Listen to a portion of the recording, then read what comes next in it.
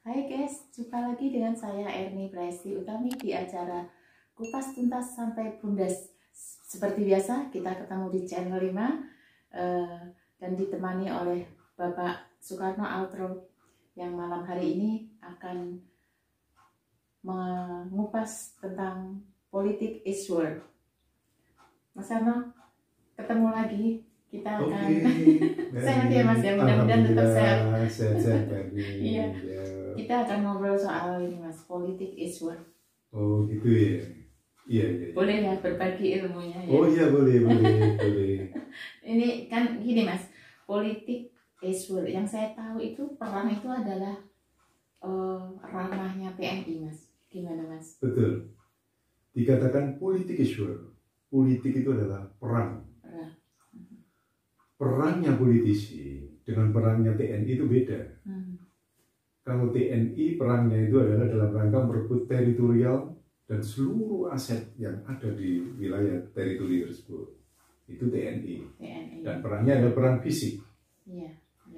Tapi kalau politisi perangnya itu beda. Perangnya politisi medannya adalah pilpres.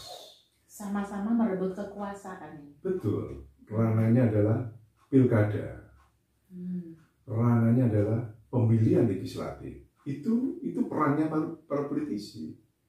Dan perangnya politisi itu dalam rangka merebut kekuasaan. Kekuasaannya. Iya.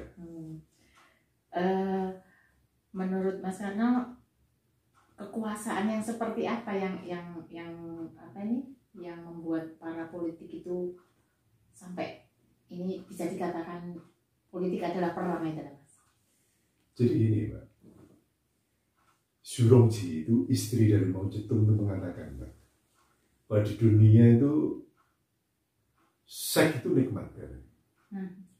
Tapi kata istri Mao Zedong bahwa kekuasaan jauh lebih nikmat daripada seks.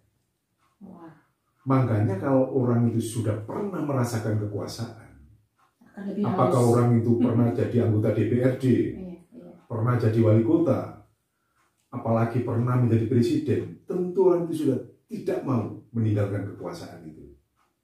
Makanya politik is war, politik adalah perang, karena disitulah para politisi itu berebut kekuasaan.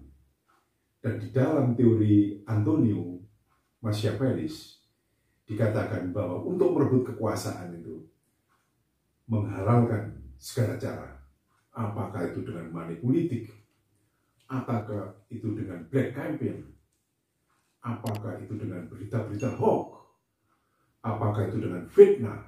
Disitulah teori dari Antonio Machiavellis yang diberikan kepada para pengikutnya pada waktu itu.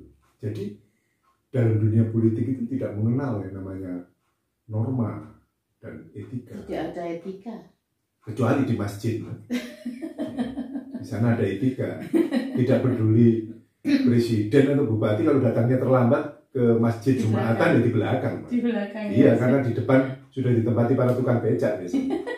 Gitu, ya. Yang lebih tahu etika. Lebih iya, karena dia datang duluan. Gitu ya. Itu etikanya itu begitu kalau itu di masjid. Di masjid. Iya, betul. Berarti di dalam politik itu kayaknya boleh menghalalkan segala cara. Sebenarnya tidak kalau ya. politisi itu yang elegan, dia tetap menjaga moralitas, menjaga etika. Tapi etikanya itu yang bagaimana kalau sudah dinamakan ada di medan perang merebut kekuasaan di pilkada? Tidak ada. Hanya sepatutnya, selayaknya politisi itu punya etika dan punya moralitas. Akan lebih baik tentunya. Akan lebih baik, ya. Dan sepertinya sudah menjadi rahasia umum Mas Betul, betul. Ya, tanpa betul. etika itu. Betul. Ya. Baiklah Mas Karno, apa ini? Barangkali masih ada yang perlu ditambahkan untuk bagaimana berpolitik yang santun seperti itu, tetap menggunakan etika. Harus bagaimana ini Mas? Iya. Mbak, ini kan tadi waktu kita bincang-bincang Iya. hanya politik Politik art. adalah yang saya tahu seperti itu, Mas. Yang saya tahu seperti itu. Jadi seperti apa ini, Mas? Definisinya politik is art dengan politik is war ini, Mas. Jadi gini, politik is art. Politik adalah seni. Tapi seni di dalam politik itu bukan seperti seni suara, bukan seni lukis gitu. Beda. Iya. Politik is art di dalam dunia politik adalah seni tipu daya. Bagaimana mempengaruhi seseorang yang sebelumnya itu berseberangan, yang sebelumnya itu menjadi musuh dengan uang 50.000 sebagai money politik, tapi bisa mencapai atau merebut kekuasaan. Itulah yang dimaksud dengan seni tipu daya. Iya. Makanya masyarakat umum itu hati-hati gitu. Kalau pada musim pilkada, pilpres gitu, atau pileg ya. Karena itu tadi bahwa politik adalah seni tipu daya. Bagaimana melakukan tipu daya mempengaruhi orang untuk memberikan dukungan. Gitu. Berarti 50.000 bisa 50.000 bisa beli kekuasaan. Bisa merampok bahkan.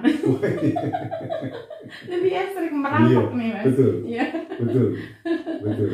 Iya, mudah-mudahan ya, Mas, ini bisa menjadi pencerahan untuk mungkin pilkada serentak atau apa pesta politik yang lain nanti. Iya, betul. Pilpres 2024 nanti. Betul. Memang tujuan kita. Iya. Melakukan kupas tuntas sampai bundas ini kan dalam rangka memberikan pencerahan pada masyarakat umum, kepada adik-adik mahasiswa, generasi milenial agar tidak buta politik. Iya.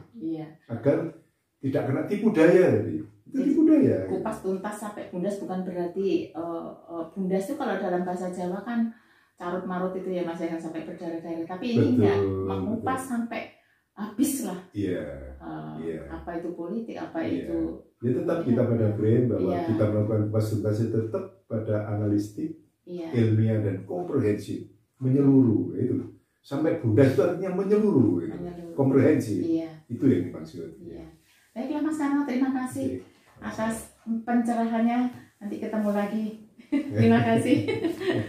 Pemirsa, itu perbincangan kita dengan Bapak Soekarno Alpro. Jangan lupa like, subscribe untuk acara kita. Sampai jumpa. Terima kasih.